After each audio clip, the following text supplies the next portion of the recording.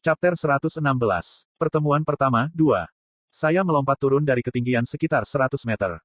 Tekanan udara sepertinya membuat tubuh saya terkilir, tetapi kaki saya berada di tanah sebelum saya sadari. Bahkan dengan tubuh saya yang lemah, saya tidak merasakan banyak kesakitan. Namun, jam tangan pintar saya memberitahu saya kebenaran yang dingin. Dengan musim gugur itu, saya kehilangan 15% dari statistik yang saya peroleh melalui konversi energi. Meskipun rasanya agak sia-sia, aku mengesampingkan pikiran itu dan segera berlari ke Chae Nayun. Ah! Chae Nayun sedang duduk di aspal, memegangi perutnya. Meskipun dia dipukul dengan kekuatan sihir yang kuat tanpa penguatan ki, luka-lukanya tidak terlalu serius. Kuek. Atau setidaknya, itulah yang saya pikirkan. Hampir seolah membuktikan aku salah, dia batuk seteguk darah. Chae Nayun kemudian terhuyung-huyung sedikit sebelum jatuh di tanah. Hei bangun. Petik 2. Kim Ha-jin. Bernafas dengan kasar, Chae Nayun menatapku kosong.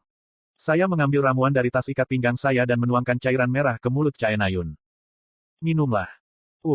Chae Nayun berhasil menelan seluruh ramuan, tetapi ramuan itu menyakitkan terlepas dari apakah itu diterapkan secara eksternal atau internal.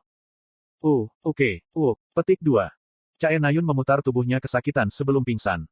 Namun, nadinya normal dan stabil, dan napasnya segera kembali normal. Dalam 20 menit atau lebih, dia harus pulih sepenuhnya. Aku menarik Chae Nayun pergi dan menyembunyikannya di semak-semak di dekatnya. Lalu, aku cepat-cepat berlari kembali dan menatap Kim Suho dan Jin Sahyuk. Cobalah berlari ke gadis itu. Aku akan membunuh kalian berdua. Tanda hubung. Mengapa Anda banyak berubah? Perubahan. Pertama, jangan bicara begitu saja dengan saya. Kita mungkin berada di dunia baru, tetapi itu tidak mengubah hubungan masa lalu kita.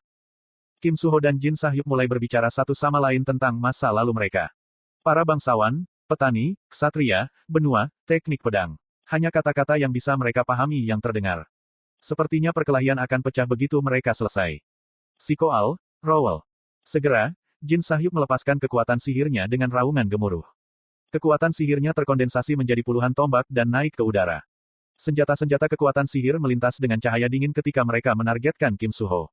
Terhadap tombak yang menakutkan ini, Kim Suho hanya memiliki pipa baja yang ia temukan di tanah. Apakah kamu perlu melakukan ini? Apa alasan bagi kita untuk bertarung?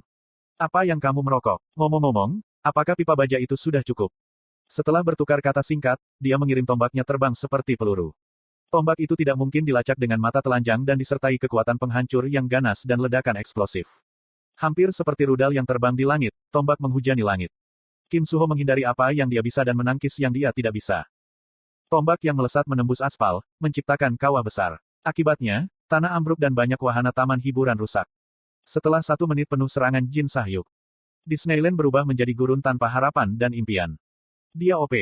Jin Sahyuk menghancurkan sekelilingnya hanya dengan kekuatan sihirnya, tanpa bergerak bahkan 1 langkah pun. Lebih buruk lagi, Kim Suho tidak membawa Miss Teltein bersamanya. Sebagai antitesis Kim Suho, Jin Sahyuk tidak menggunakan senjata. Sumber kekuatannya adalah kekuatan sihir berwarna baja yang luar biasa. Kim Suho tidak mampu mengalahkan Jin Sahyuk. Tidak, Kim Suho saat ini bahkan tidak memiliki niat untuk mengalahkannya. Petik 2. Huap. Kim Suho mengayunkan pipanya, mengirim tombak ajaib kembali ke Jin Sahyuk. Namun, pertahanan Jin Sahyuk sama kuatnya dengan pelanggarannya, dengan mudah memblokir tombak dengan perisai kekuatan sihir.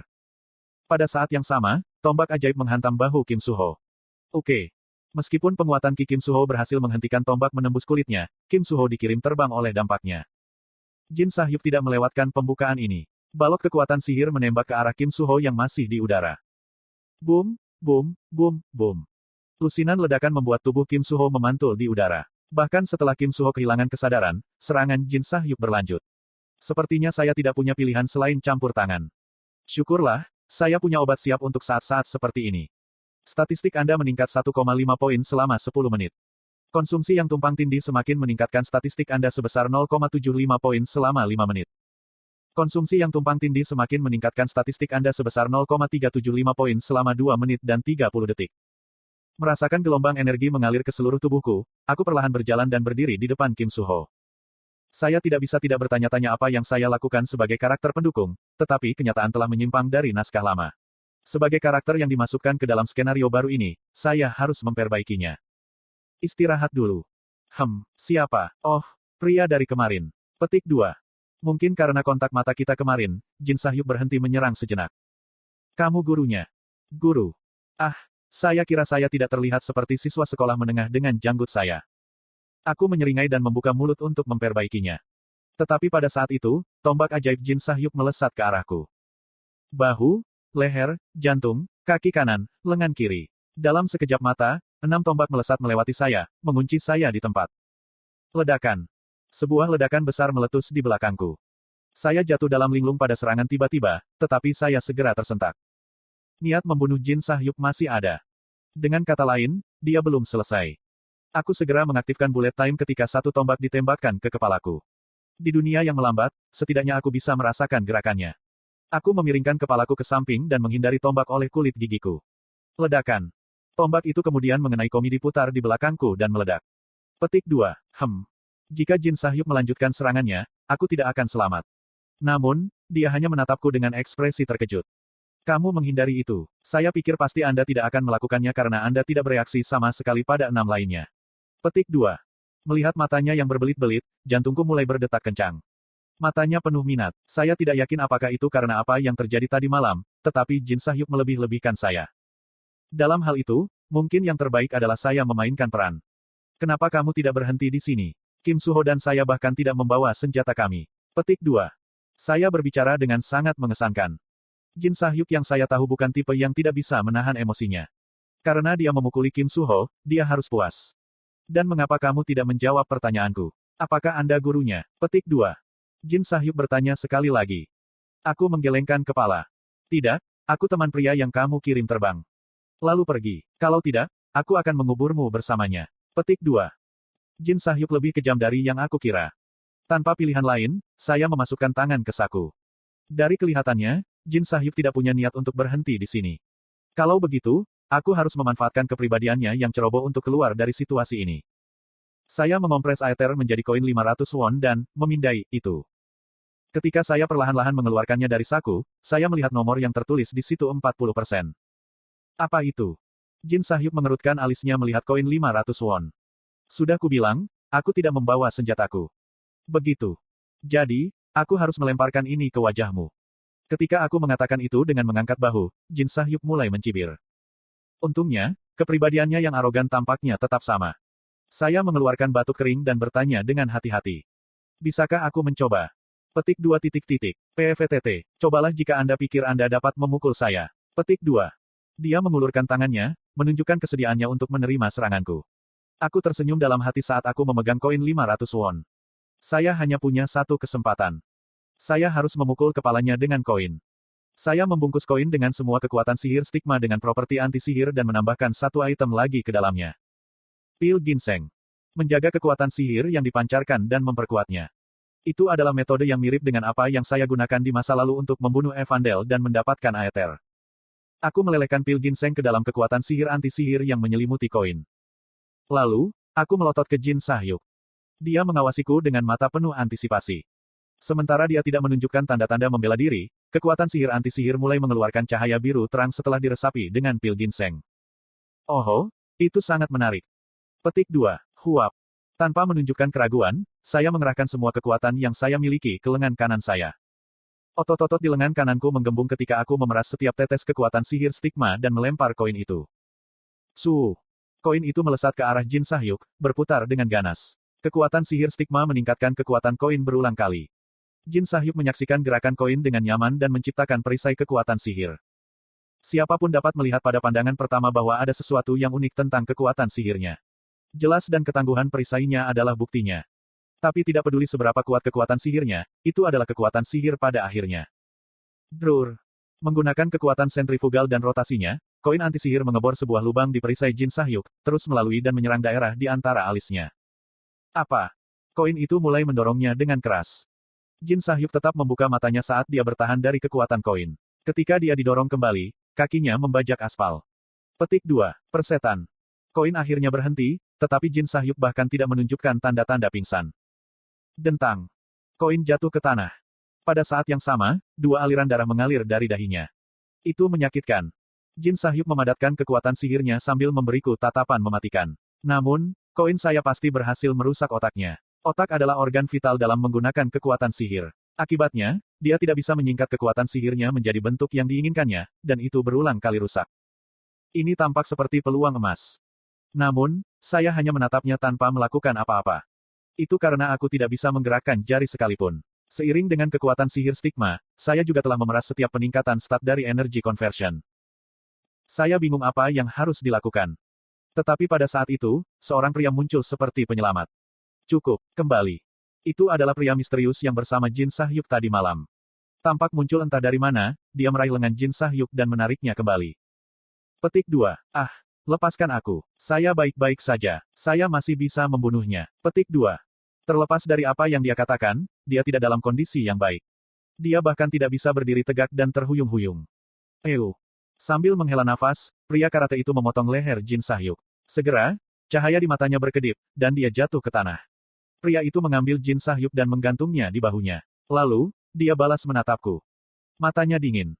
Ini adalah pertemuan pertama kita, kan? Saya hanya mengangguk. Saya tidak bisa menggerakkan mulut saya. Terima kasih, dia tidak akan ceroboh lain kali. Hanya dengan itu, pria itu menghilang.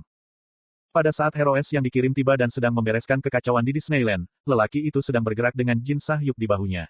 Karena dia tidak bisa berjuang, dia seringan bulu, tetapi lelaki itu bisa merasakan punggungnya basah. Ah, dia ngiler. Apakah Anda harus tidur begitu kotor? Petik 2. Pria itu menggunakan kekuatan sihirnya untuk menutupi mulutnya. Ketika dia akan meninggalkan tempat Disneyland. Kemana kamu pergi? Suara dingin seorang wanita menahannya. Bagi pria itu adalah suara yang akrab. Setelah berhenti, dia tersenyum riang dan berbalik ke arah suara itu. Petik 2. Jain.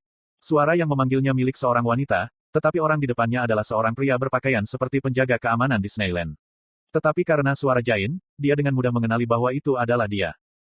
Jain tersenyum dan mengangguk. Sudah lama, orang tua. Petik 2. Ya, benar. Melihat Jain, pria itu mengingat hari-hari ketika dia tidak dipanggil dengan namanya, tetapi warna. Mengesampingkan pemikiran tak berguna ini, pria itu bertanya pada Jain.